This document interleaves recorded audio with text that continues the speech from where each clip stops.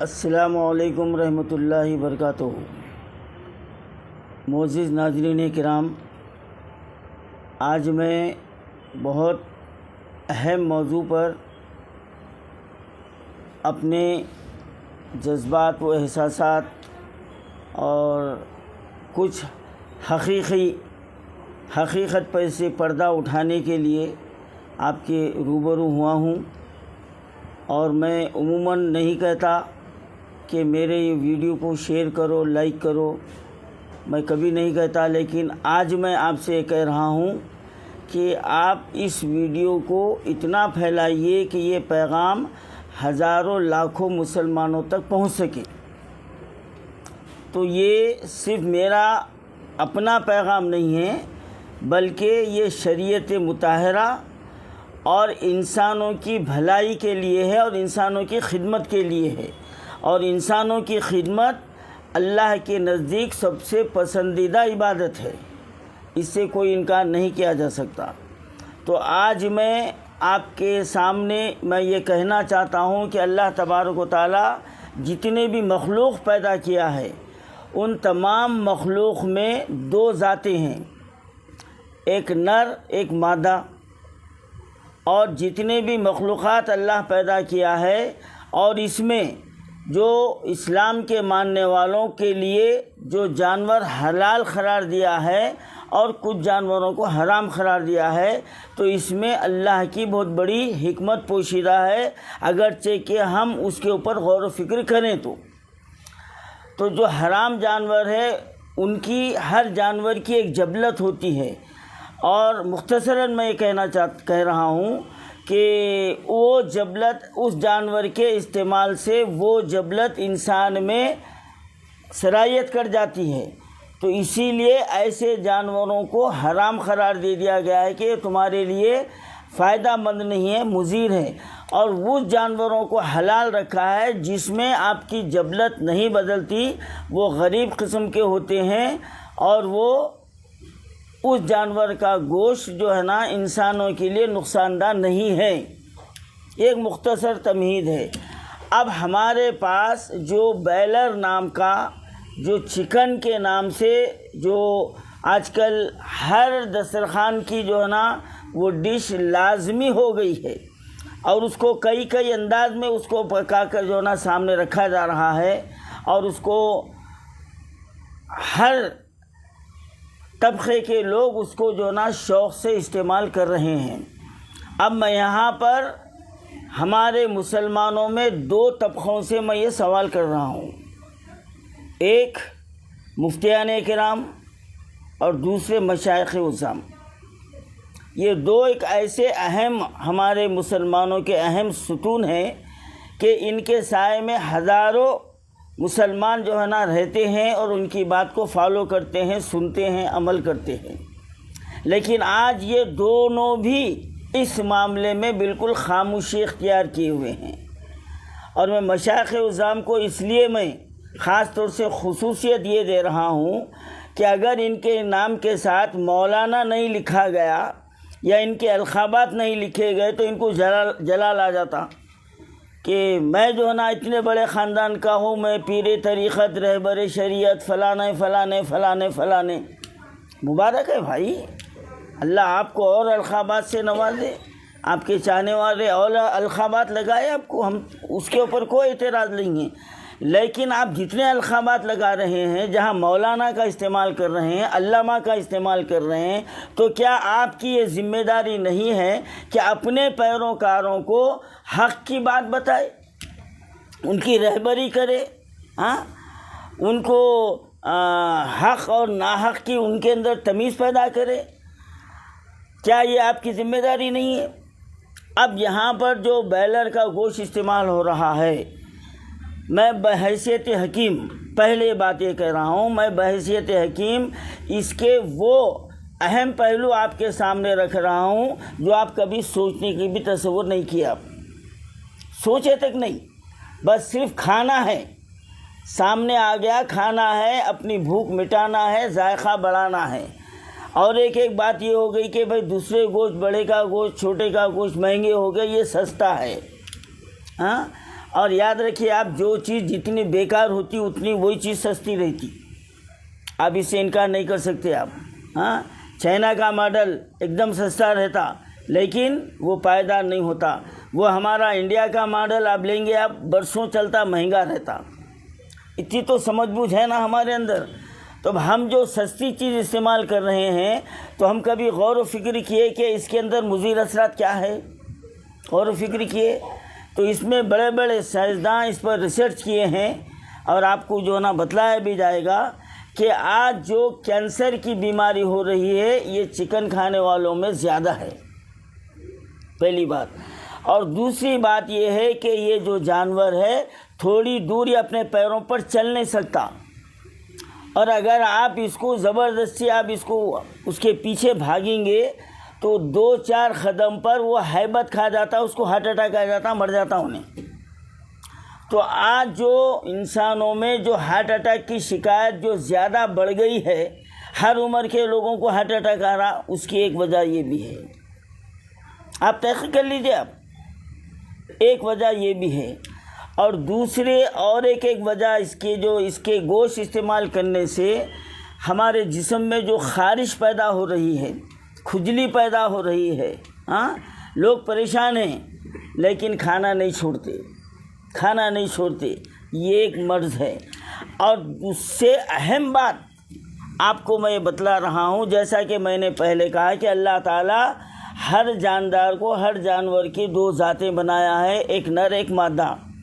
کیا کوئی بول سکتا ہے کہ یہ بائلر نر ہے یا مادہ ہے؟ یہ مرغا ہے یا مرغی ہے؟ نہیں، یہ دونوں بھی نہیں ہے. یہ دونوں بھی نہیں ہیں. اب انسانوں میں جو عورت نہیں ہے، جو مرد نہیں ہے، اس کو کیا بولتے ہیں صاحب؟ ہجڑا بولتے ہیں نا. تو یہ ہجڑے ہے. یہ غور سے سنیے میری بات. اور یہ ہجڑے ہے. اب یہ ہجڑے کا گوشت جو ہے نا جب استعمال کر رہے ہیں تو آج دیکھیے نوجوان نسلوں میں مردومی کی کمی جو ہے نا واقع ہوتی جا رہی، اور کئی جو ہے نا نوجوان اولاد جیسی نعمت سے بھی محروم ہیں.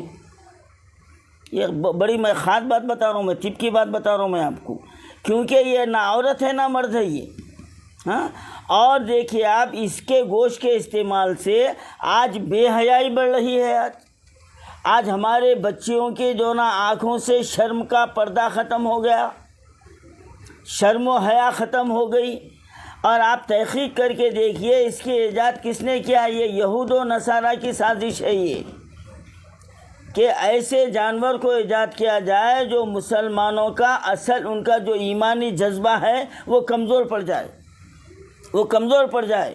ہاں، اب اور ایک اہم بات، اب میں سائنس کی بات کہہ رہا ہوں کہ اس جانور کو جب چھوٹا بچہ اس کو جو ہوتا ہے تو اس کو مہینے 1.5 مہینے میں بڑا کر دیا جاتا، کھانے کے قابل لا لیا جاتا. انجیکشنوں سے اس کی افزائش ہو رہی ہے. کیا اس کو جو فیڈ کھلائی جا رہی ہے آپ اس کے اوپر غور و فکر کریں. آپ کیا کھلایا جا رہا؟ ہاں، غور و فکر کریں. آپ نہیں کریں.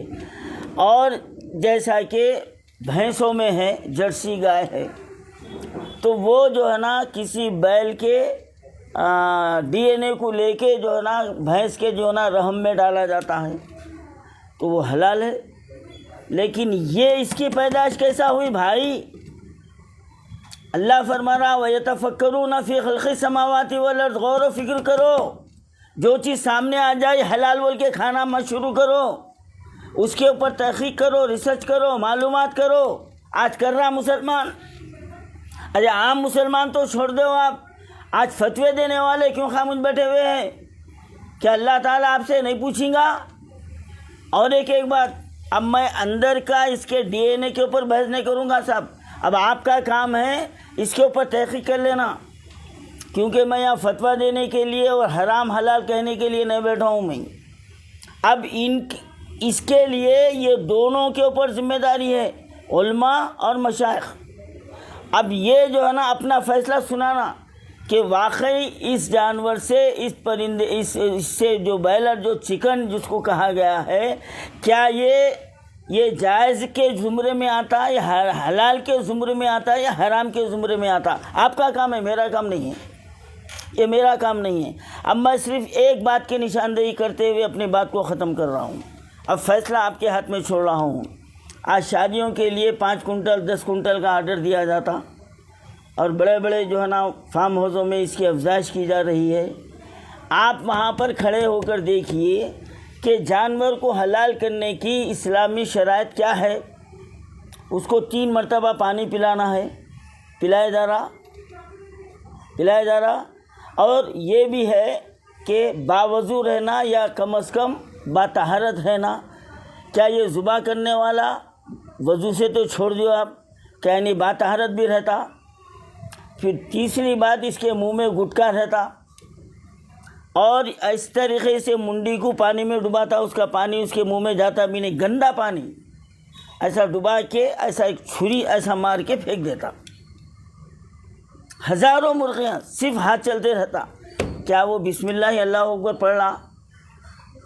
آپ دیکھ رہے ہیں نا بھائی، اللہ آپ کو عقل سلیم دیا نا، اشرف المخلوقات میں پیدا کیا نا، آپ کو یہ نظر نہیں آ رہا؟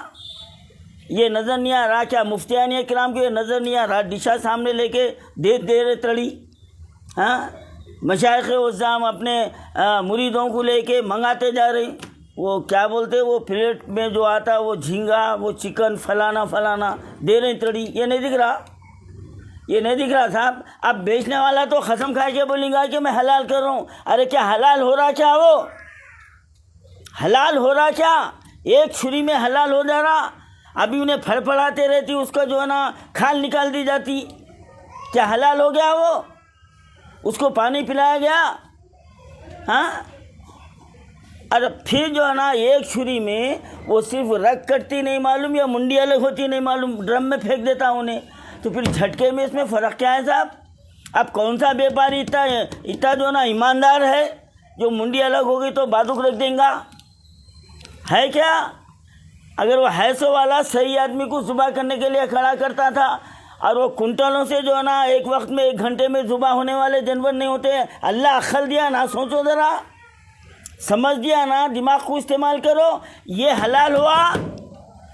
میں مفتیوں سے پوچھ رہا ہوں، میں مشائخ عظام سے پوچھ رہا ہوں، کیا یہ اس طریقے سے یہ ذبیحہ حلال ہے؟ ارے غیر قوم کاٹا تو وہ حرام ہے، پھر یہ کیا ہے؟ میں یہ پوچھنا چاہ رہا ہوں۔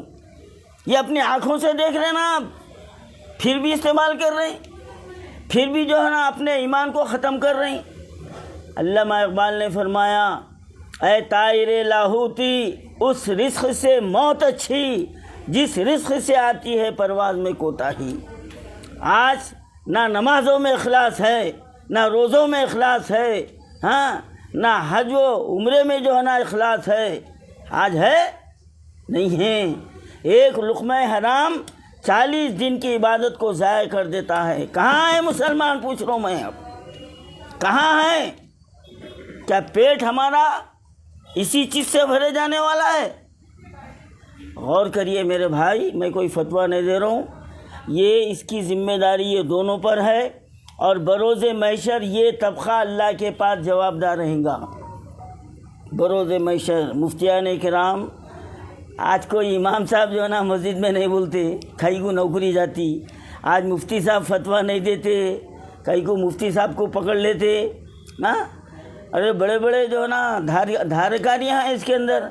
اور آپ کو معلوم ہے کہ یہ جو جتنے جو ہے نا یہ فارم ہاؤساں ہیں بڑے بڑے، اب یہ چلر کا جو ہے نا 1500 کے فارم ہاؤسوں والوں کو تو چھوڑ دو، اب اس میں ہمارے لوگ مل جائیں گے، لیکن اس کے جو فاؤنڈراں ہیں سگنا وغیرہ، یہ کس کے ہے بھائی؟ کرے تحقیق کرے ان کے پاس۔ ارے جو گوبر کھاتے ہیں، جو پیشاب پیتے ہیں، وہ لوگ جانوروں کو حلال کھلائیں گے؟ یہ بھیجا کہاں گیا تمہارا آخر؟